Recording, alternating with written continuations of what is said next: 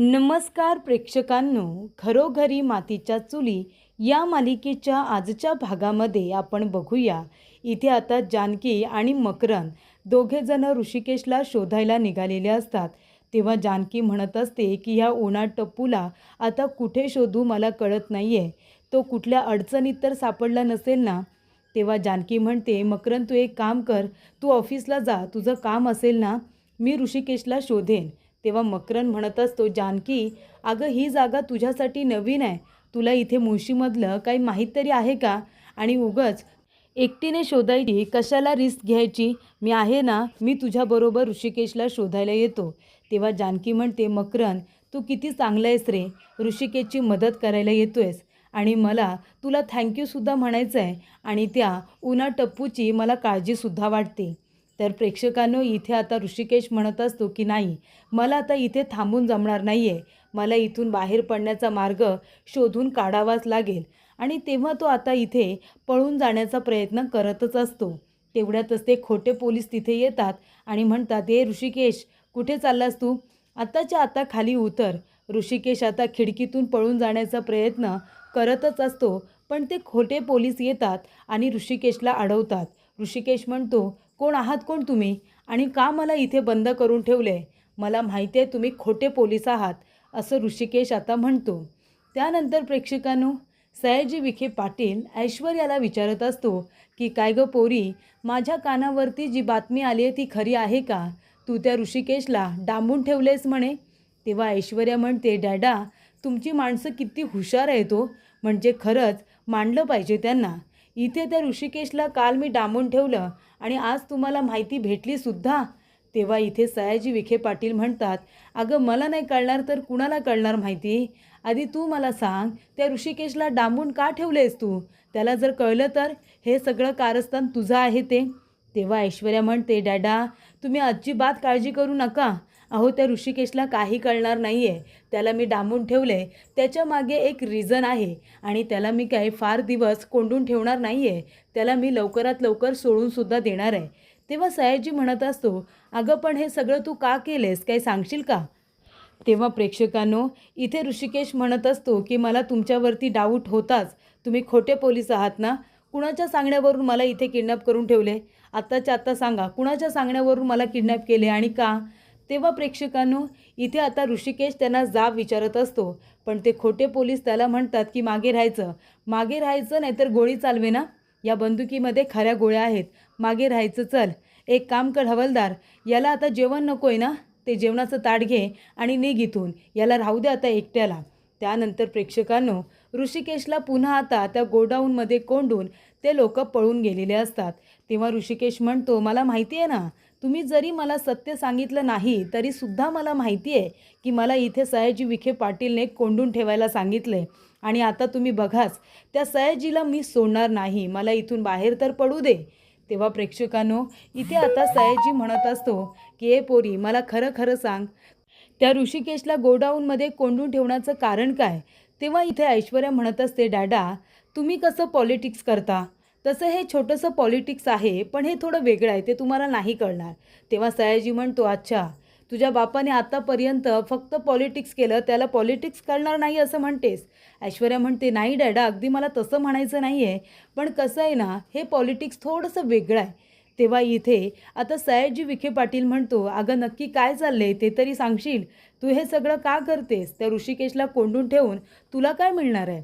तेव्हा ऐश्वर्या म्हणते, डॅडा एकतर मी त्याच्याकडून बदला घेते, कारण तो प्रत्येक वेळेला तुम्हाला नडत असतो आणि ह्या वेळेला त्याला कोंडून ठेवण्याचं कारण थोडं वेगळं आहे. तेव्हा ऐश्वर्याने सयाजी विखे पाटीलला सांगितलेलं असतं की मकरंदचं इथे एका मुलीबरोबर प्रेम प्रकरण आहे, म्हणजे मकरंदला एक मुलगी आवडते आणि त्या ऋषिकेशबरोबर ती मुलगी राहते, त्यांना एकमेकांपासून वेगळं करण्यासाठी मी त्या ऋषिकेशला कोंडून ठेवलेलं आहे, असं आता ऐश्वर्याने आपल्या डॅडाला सांगितलेलं असतं. तेव्हा इथे सयाजी विखे पाटील म्हणतो, अच्छा अगं पोरगी शोभतेस तू माझी. तेव्हा ऐश्वर्या म्हणते, डॅडा अहो तुमच्याकडूनच शिकली आहे ना कसं पॉलिटिक्स करायचं असतं ते, आता त्या ऋषिकेशला कळेल की आपल्याशी पंगा घेतल्यानंतर कसं महागात पडतं ते. त्यानंतर प्रेक्षकांनो, इथे बिचारी जानकी आता पायाने चालता येत नाही आहे तरीसुद्धा लंगडत लंगडत सगळीकडे ऋषिकेशला शोधत असते. सगळीकडे दुकानामध्ये जाऊन रस्त्यावरती माणसांना इथे आता ऋषिकेशचा फोटो दाखवत असते आणि विचारत असते की तुम्ही याला ऋषिकेश रणदिवेला कुठे बघितलं का? प्लीज बघितलं असेल तर सांगा. तेव्हा एक माणूस म्हणतो की सर, एकदा तो फोटो मला नीट बघू द्याल का?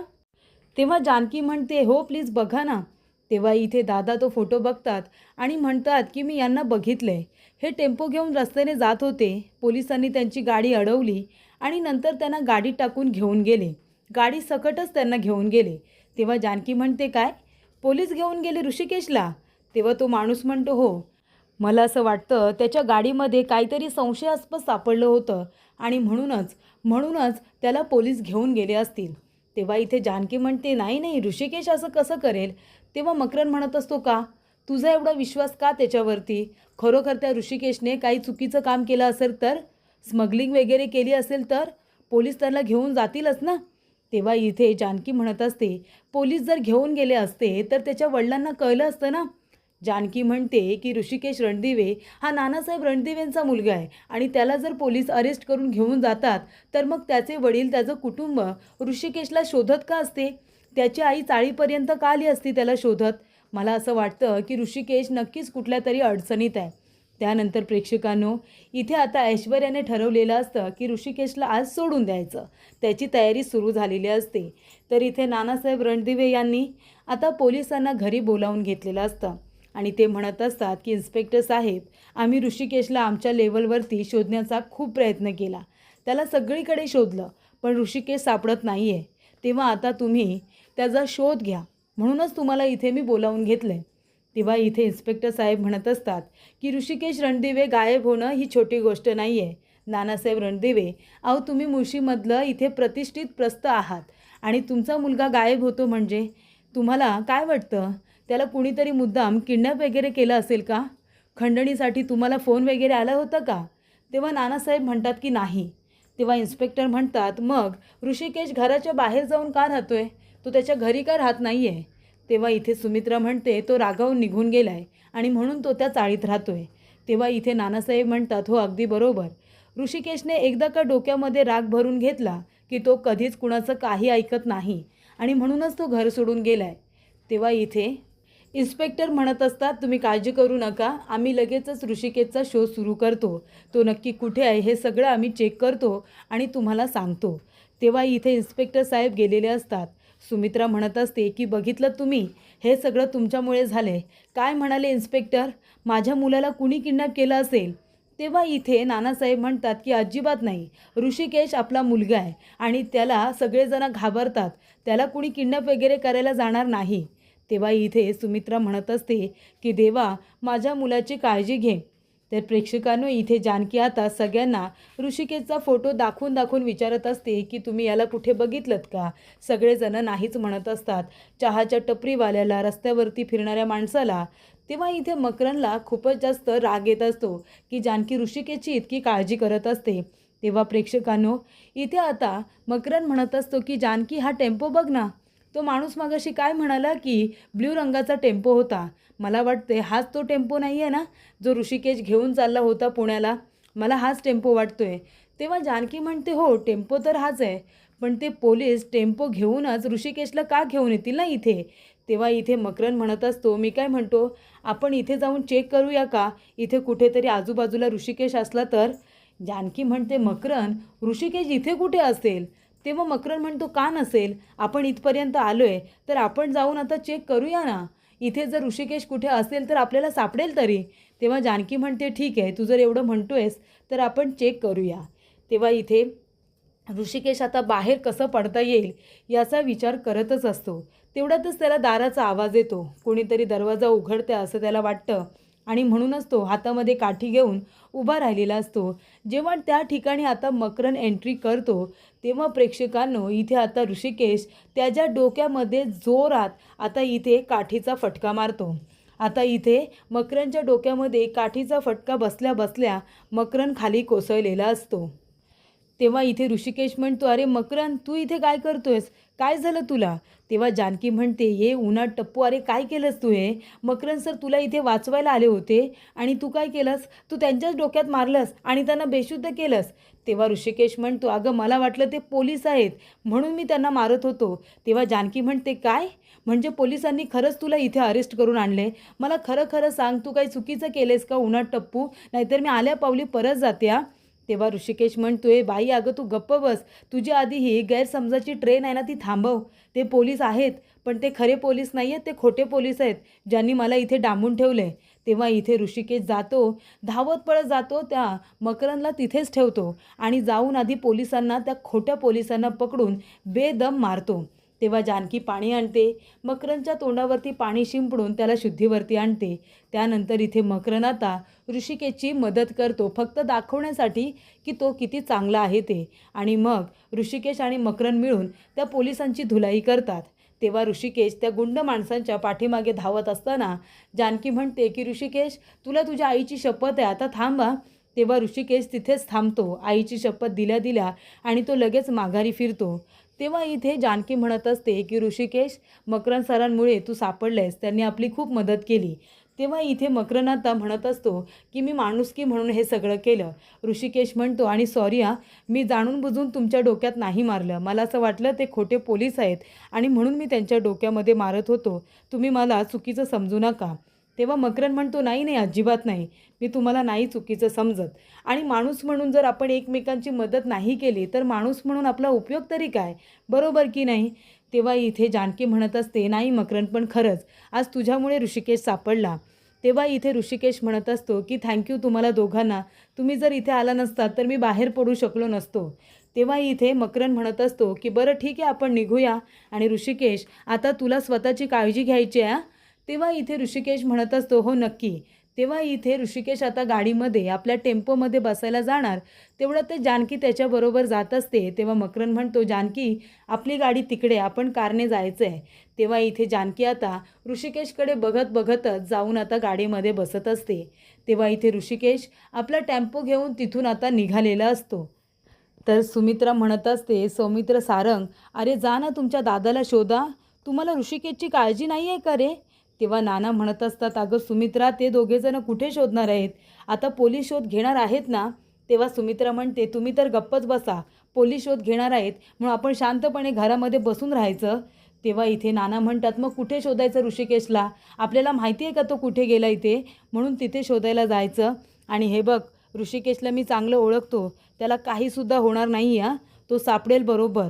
तेव्हा इथे सुमित्रा म्हणत असते, जर माझ्या ऋषिकेशला काही झालं ना तर मी तुम्हाला कधीच माफ करणार नाही, ही गोष्ट लक्षात ठेवा. माझा ऋषिकेश कालपासून सापडत नाही आहे आणि तुम्ही मला शांत राहायला सांगताय, मी अजिबात शांत नाही राहणार. तेव्हा इथे सौमित्र म्हणत असतो, आई हे बघ, तू अजिबात पॅनिक होऊ नकोस आणि उगाच भलता सलता विचारसुद्धा करू नकोस. हे बघ, दादा नक्की सापडेल आणि पोलीससुद्धा आता शोध घेत आहेत ना. तेव्हा इथे सुमित्रा म्हणत असते, अरे पोलीस त्यांचं काम करतायत, आपण आपलं काम करायला नको का? माझा मुलगा कुठे असेल, कसा असेल, मला काहीच माहिती नाही आहे आणि हे फक्त मला शांत राहा म्हणून म्हणतायत. त्याला घरातून बाहेरच काढलं नसतं तर एवढं सगळं घडलंच नसतं. पण नाही, यांना तर फक्त त्याला स्वतःच्या पायावरती उभं करायचं होतं ना. मग इथे घरामध्ये राहून तो स्वतःच्या पायावरती उभा राहिला नसता का?